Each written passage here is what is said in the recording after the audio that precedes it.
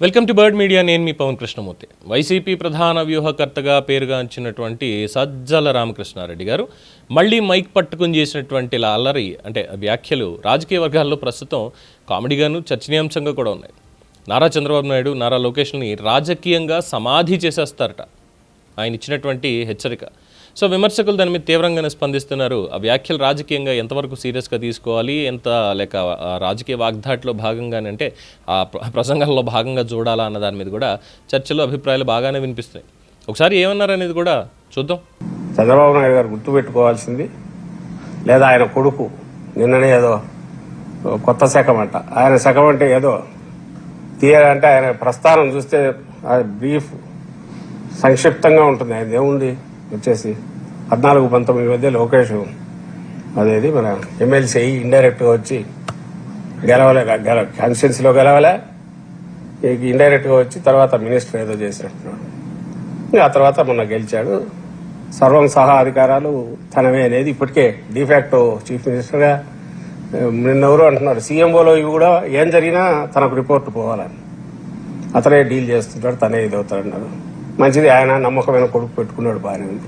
సరే ఆయన red book అనుకుంటారు, ఇంకోటి ఏదో, లేదా ఈయన చంద్రబాబు నాయుడు గారు ఇద్దరు కలిసి ప్లాన్ చేస్తున్నారు తెలియదు. కానీ మీ మాటల వల్ల మీరు గొడ్డలన్నా, కత్తెన్నా, సైకో అన్నా, ఇంకోటన్నా, ఏదన్నా మీకు మేము కంటిలో నలుసు, చెవులో జోరీగా, లేదంటే చెప్పులో రాయి కాదు, మిమ్మల్ని ఈడ్చి కింద పడేసే శక్తి ఉంది కాబట్టి వైఎస్ఆర్ కాంగ్రెస్ పార్టీ శాశ్వతంగా సమాధి చేసే శక్తి ఉంది కాబట్టి మీరు భయంతో ఇవన్నీ చేస్తున్నారు.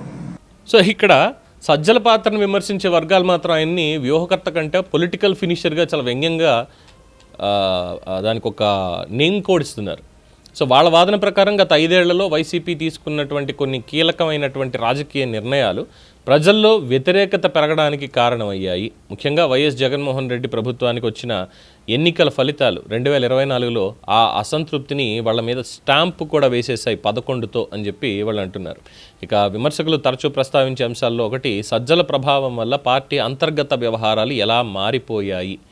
వివేకానందరెడ్డి హత్య కేసు దగ్గర నుంచి దాని మీద సున్నితమైనటువంటి అంశాల నిర్వహణ కావచ్చు, కుటుంబ రాజకీయాల్లో వచ్చినటువంటి విభేదాలు కావచ్చు, అన్ని విషయాల్లో తీసుకున్న నిర్ణయాల మీద కూడా విమర్శలు చాలా బాగా ఉన్నాయి. అయితే ఇవి రాజకీయ ఆరోపణలే కానీ వాటి నిజానిజాలు అనేది అని తెలుస్తున్నాయి అనుకోండి, కొత్తగా మనం నిర్ధారించాల్సింది అన్నట్టు ఏం లేదు. ఇక లోకేష్ గురించి మాట్లాడుతూ ఆయన లోకేష్ను కూడా లాక్కొచ్చారు. గతంలో ఆయన మీద వచ్చినటువంటి విమర్శల నుంచి బయటపడి ప్రజల మధ్య బలమైనటువంటి మద్దతుతో ఎన్నికల్లో గెలిచి విమర్శకుల ప్రకారం ఈ రాజకీయ వాస్తవాలు అనేవి తెలుస్తూనే ఉన్నాయి కదా.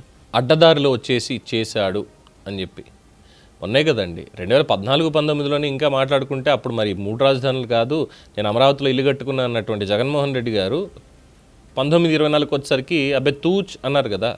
సంపూర్ణ మద్యపాన నిషేధం చేస్తాను అన్న వ్యక్తి తూచ్ అన్నారు కదా. మరి అలాగా లోకేష్ చేయలేదే. ఎమ్మెల్సీగా వచ్చి ఎన్నికైనప్పటికీ కూడా, మంత్రి అయినప్పటికీ కూడా ఆ తర్వాత తన పనితీరుకి సంబంధించి ఏషియాలోనే టాప్ 100 పర్సన్స్లో ఆయన నిలిచాడు. అలాంటిది మనకేం లేదే 100 దాంట్లో. ఏదో దేశంలో నెంబర్ 1 అని చెప్పి ఒక్కొక్కసారి ఏది అది కూడా ఈ ఆర్థికంగా ఉన్న పాయింట్లు ఇస్తారు. ఎందుకంటే చేసింది అప్పులు కాబట్టి, ప్రజలందరికీ తెలుసు కాబట్టి ఆ తిప్పల నుంచి బయటపడ్డా కోసం 11 ఇచ్చి కూర్చోబెట్టారు.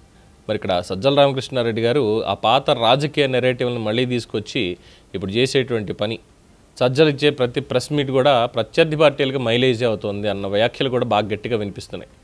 సో ఆయన కమ్యూనికేషన్ అన్న మారాలి, లేదంటే ఆయన మైక్ ముందు పెట్టుకొని మీడియా దగ్గరకు రాకుండా అయినా ఉండాలి, లేదంటే జగన్మోహన్ రెడ్డికి చాలా తీవ్రమైనటువంటి నష్టం జరిగేటువంటి అవకాశం ఉంది అనేది జగన్మోహన్ రెడ్డి గారి అభిమానులు చెప్తున్నటువంటి మాట. సోషల్ మీడియాతో ఉండి ఇప్పుడు సుప్రీంకోర్టులో సైతం చీవాట్లు తింటున్నటువంటి సజ్జల భార్గవరెడ్డి అక్కడైతే ఇప్పటికీ తేలని కేసులతో ఉన్నటువంటి డిఫాక్టో చీఫ్ మినిస్టర్ అయినటువంటి సజ్జల రామకృష్ణారెడ్డి మీద కూడా ఇంకా చాలా ఉన్నాయి. మొన్న మధ్యన కూడా చూసాం కబ్జాలు, అటవీ భూమి కబ్జాలు ఏ విధంగా చేశారు అనేటువంటిది కూడా మనకి తెలిసినటువంటి విషయమే. ఆ రోజు వార్తల్లో ఒక ఆలోచన, అవగాహన ఉండాలి. అది లేకుండా ఇష్టం వచ్చినట్టు రాజకీయ సమాధి చేస్తాం. ఇదంటే ప్రజలు ఎప్పుడో సమాధిలో పడుకోబెట్టేశారు, కానీ 11 ఇచ్చి అట్లీస్ట్ మారండి అని పంపిస్తే కనీసం అసెంబ్లీకి కూడా వెళ్ళనటువంటి పరిస్థితి. మరి ఇప్పుడు ఈయన మైక్ ఇచ్చుకొచ్చారు. జగన్మోహన్ రెడ్డి గారు ఏమైనా దీని మీద ఏమైనా మాట్లాడేటువంటి అవకాశం ఉందా? Let's wait and see. దీని మీద మీ అభిప్రాయం తెలియచేయండి. చూస్తూనే ఉండండి ది బర్డ్ మీడియా.